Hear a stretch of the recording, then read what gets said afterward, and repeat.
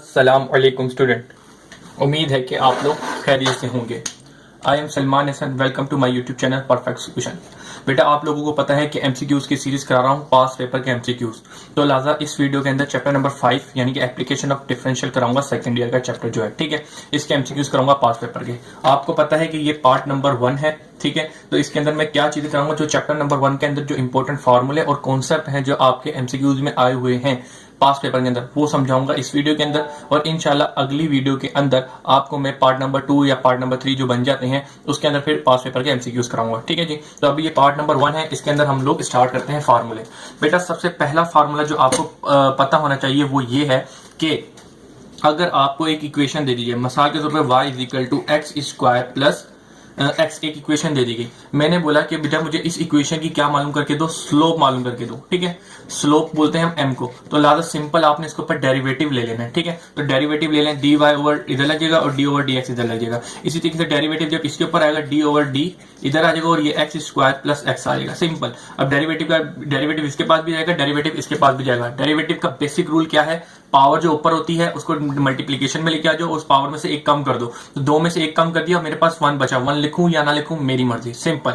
अब डेरिवेटिव जो है इसके ऊपर लेके आऊंगा, इसका तो हो गया। अब डेरिवेटिव में एक्स के साथ लेके आऊंगा, तो डेरिवेटिव ऑफ एक्स क्या होता है, डेरिवेटिव ऑफ एक्स हमेशा 1 होता है, सिंपल। तो लिहाजा d y over d x आप किसके बराबर होता है, d y over d x बराबर होता है स्लोप के, ठीक है। तो ये बात आपको पता होनी चाहिए। स्लोप को हम m से रिप्रेजेंट करते हैं, तो लिहाजा 2x प्लस 1 आपका स्लोप निकल के आ गया, जो आपको एक्सरसाइज 5.1 में पढ़नी है, ठीक है। लेकिन अक्सर अगर आप 2021 के अंदर पेपर दे रहे हैं तो 2021 के अंदर ये आपके लिए नहीं है, क्योंकि ये आपका शॉर्ट सिलेबस हो चुका है, ठीक है। चलें जी, एक तो हो गया स्लोप, डेरिवेटिव लेंगे सिंपल, उस इक्वेशन का मेरे पास स्लोप आ जाएगा। D y over d x इसके बराबर होता है स्लोप के बराबर। अब दूसरी चीज पढ़नी है हमें, ठीक है। अब वो दूसरी चीज क्या है कि बेटा मिसाल के तौर पे मैंने आपको एक इक्वेशन दी, s is equal to v i t plus a t square half a t square, simple, ठीक है। अब इसका ये जो बेसिकली डिस्प्लेसमेंट का फॉर्मूला आपने पढ़ा होगा मैट्रिक क्लास के अंदर, ठीक है। लेकिन इसके ऊपर मैं फर्स्ट डेरिवेटिव लेता हूं, ठीक है। Take derivative, take first derivative, take first derivative, ठीक है। डेरिवेटिव को डी से रिप्रेजेंट करता हूं।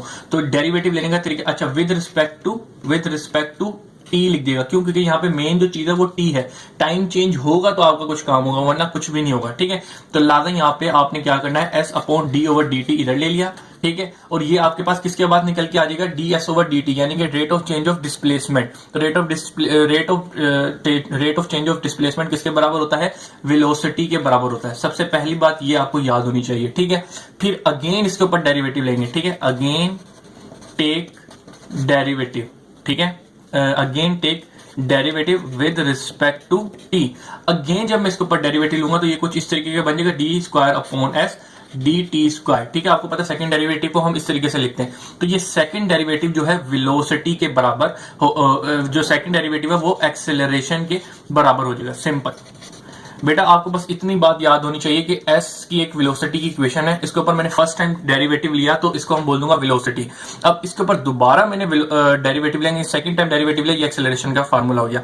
आप इसको इस तरीके से भी समझ सकते हैं कि आपने मैट्रिक क्लास के अंदर वेलोसिटी की डेफिनेशन पढ़ी होगी, क्या होती है, displacement change of displacement eight per unit time. तो जरा देखेंगे यहाँ पे क्या है, डिस्प्लेसमेंट है, डिस्प्लेसमेंट का आपने चेंज ले लिया। बेसिकली डेरिवेटिव ही तो आपने अगर शुरू में कॉन्सेप्ट पढ़ोगे तो रेट ऑफ चेंज ही होता है डेरिवेटिव, ठीक है। तो लिहाजा rate of change of displacement eight per unit time, तो ये वेलोसिटी हो गया। इसका मतलब कि हमने एक बार डेरिवेटिव लिया, वेलोसिटी हो गया। इसी तरीके से अब इस वेलोसिटी का डेरिवेटिव ले लूं या इसका 2 बार डेरिवेटिव ले लूं, यानी कि एक बार डेरिवेटिव लिया, वेलोसिटी आ गया, उसका दोबारा डेरिवेटिव लूंगा तो मेरे पास एक्सेलरेशन आ जाएगा। अब एक्सेलरेशन कैसे आएगा जरा समझिएगा। आपको पता है एक्सेलरेशन की भी डेफिनेशन आपने मैट्रिक क्लास में पढ़ी कि the rate of change of velocity at per unit time, यानी कि आपकी एक बार डिस्प्लेसमेंट की डेरिवेटिव ले ली, वो तो वेलोसिटी हो गया, तो उसके ऊपर अगेन डेरिवेटिव लगा दिया, यानी कि आपने वेलोसिटी का डेरिवेटिव ले लिया, तो उसका मतलब rate of change of velocity at per unit time हो जाएगा। तो इसीलिए कहते हैं कि सेकंड डेरिवेटिव हमारा एक्सेलरेशन के बराबर हो जाएगा। ये जो 2 चीजें ये बहुत आती हैं आपके पास एमसीक्यूज में कि सेकंड डेरिवेटिव किसके बराबर होता है, एक्सेलरेशन के, और फर्स्ट डेरिवेटिव वेलोसिटी के। सिंपल बात ये हो गई, ठीक है।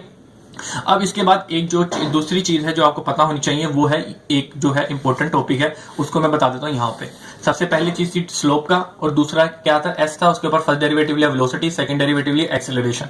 अब जो एक चीज है वो आपने पढ़ी होगी एक्सरसाइज 5.3, ये आपके कोर्स के अंदर है, अगर 2021 में भी दे रहे हैं तो ये चीज आपको पढ़नी पड़ेगी, यकीनन 10 एमसीक्यूज आएगा, और ये बहुत बार आया हुआ है एमसीक्यूज पास पेपर के अंदर, ठीक है। तो इसके अंदर आपने एक्सरसाइज 5.3 के अंदर एक चीज पढ़ी होगी कि मैक्सिमम मिनिमम वैल्यू मालूम करनी है, ठीक है। तो मैक्सिमम मिनिमम वैल्यू मालूम करने का एक पूरा मेथड था कि सबसे पहले क्या करते हैं कि जो क्वेश्चन दिया जाता था उसको इक्वेशन 1 कहते हैं, जो उसके ऊपर फिर फर्स्ट डेरिवेटिव लेते हैं, फिर सेकंड डेरिवेटिव लेते हैं, फिर फर्स्ट डेरिवेटिव को इज इक्वल टू 0 रख देते हैं, फिर उसके बाद में हम सेकंड डेरिवेटिव के जो एक्स की वैल्यू निकल के आती है उसको निकालते हैं। तो ये पूरा मेथड था। तो इसमें हम एक चीज करते हैं, एक्सट्रीम वैल्यू निकालते हैं। क्या निकालते हैं? E x, extreme value. Extreme value हम कैसे निकालते हैं बेटा? एक्सट्रीम वैल्यू हम निकालते हैं first derivative is equal to 0 रख के। ये वाली बात आपको याद होनी चाहिए। एक्सट्रीम वैल्यू कैसे निकालते हैं?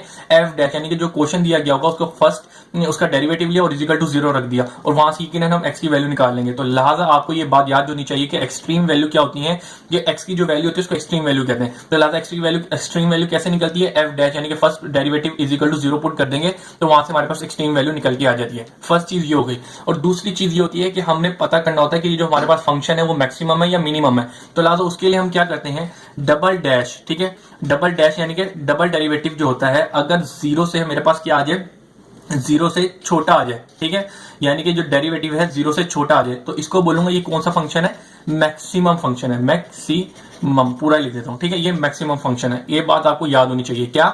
ये एफ डैश है 0 से छोटा होगा। ये 0 से छोटा का मतलब क्या होगा? Negative value. इस बात को आपने याद पढ़ा होगा यकीनन, क्योंकि एक इंपॉर्टेंट टॉपिक है, इंपॉर्टेंट सवाल है, आपने ये चीज पढ़ी होगी और ये चीज आपके एमसीक्यूज में भी आती है, ठीक है। तो लिहाजा समझ लें इसको गौर से। क्या होता है डबल डेरिवेटिव के अंदर, जब हम एक्स की वैल्यू पुट कर देंगे यकीन है, तो डबल डेरिवेटिव 0 से क्या हो? छोटा हो। ये छोटा मुंह बना है तो यानी कि 0 से छोटा है, तो छोटे का मतलब क्या होगा? यकीन नेगेटिव वैल्यू होगी, ठीक है। तो इसका मतलब क्या होगा? जो हमारा फंक्शन है वो क्या है? मैक्सिमम है। अब दूसरी चीज क्या होती है कि double dash x is equal to 0 से क्या होगा? हमारा बड़ा होगा, ठीक है, ये चीज, यानी कि ये 0 से बड़ा है। ये 0 से मुंह बड़ा खुला है तो 0 से बड़ा है, यानी कि क्या होगा? वैल्यू जो होगी वो पॉजिटिव होगी। तो हम इस फंक्शन को कहेंगे ये मेरे पास मिनिमम है। क्या है? मिनिमम, ठीक है बेटा। तो अब यहाँ पे एक और बार पूरा रिव्यू देता हूं। अच्छा, दूसरी बात यह है कि डबल डैश, अच्छा वैसे ये कभी आया नहीं है, लेकिन double dash is equal to 0 आ जाए तो यहाँ पे जो हमारा फंक्शन होगा वो नॉट एग्जिट होगा, ठीक है। ये बात यकीनन आपने पढ़ी भी होगी जब एक्सरसाइज की होगी 5.3, लेकिन यहाँ पे दोबारा पढ़ा दी क्योंकि ये 3 कंडीशन आपकी बहुत बार आती है, और ये चौथी वाली भी क्या क्रिटिक एक्सट्रीम वैल्यू मालूम करने के लिए क्या करते हैं? F dash is equal to 0 रख देते हैं, ठीक है। अच्छा, अब आ जाइए 3 वैल्यू को एक और बार रिवाइज कर देता हूँ, फिर इसके बाद इंशाल्लाह एमसीक्यू स्टार्ट करेंगे। सिर्फ यही चीजें थी आपको पता होनी चाहिए। क्या है? डबल डैश 0 से क्या हो? छोटा हो, ठीक है, ये छोटा हो, ये कंडीशन आती है, इसको याद रख लें। छोटा मुंह बना हुआ नोक बनी तो छोटा है, तो इसका मतलब 0 से जो छोटा होता है वो नेगेटिव वैल्यूज होती हैं। तो यकीनन आपको कभी ये भी आ सकता है कि f dash is equal to negative होगा तो फंक्शन क्या होगा? मैक्सिमम होगा। नेगेटिव फंक्शन होगा, 0 से छोटा होगा, मैक्सिमम। अच्छा जी, फिर क्या होगा? डबल डैश अगर मेरा 0 से बड़ा होगा, यानी कि मुंह यूं खुला हुआ है, तो 0 से बड़ा होगा या पॉजिटिव होगा, तो इसको मैं कहूंगा ये क्या है? मिनिमम है मेरे पास। सिंपल बेटा, ठीक है। तो डबल डैश जो है वो 0 से बड़ा होगा, यानी कि 0 से बड़ी वैल्यू होंगी तो यकीनन वो पॉजिटिव भी होंगी, तो पॉजिटिव होंगी तो फंक्शन हमारा मिनिमम होगा। सिंपल। तो डबल, ये वाली बात भी हो गई। और double dash is equal to 0 होगा तो फंक्शन नॉट एग्जिट करेगा, यानी कि उसके अंदर कोई वैल्यू फंक्शन होगा ही नहीं, वो मजीद कंसीडर्ड उसको करेंगे नहीं, सोल्यूशन ही नहीं करेंगे, ठीक है। तो उम्मीद है ये चीजें छोटी छोटी सी बातें थी जो आपको पता होनी चाहिए। इंशाल्लाह अगली वीडियो के अंदर हम जो एमसीक्यूज हैं पास पेपर के वो स्टार्ट कर देंगे। अल्लाह हाफिज।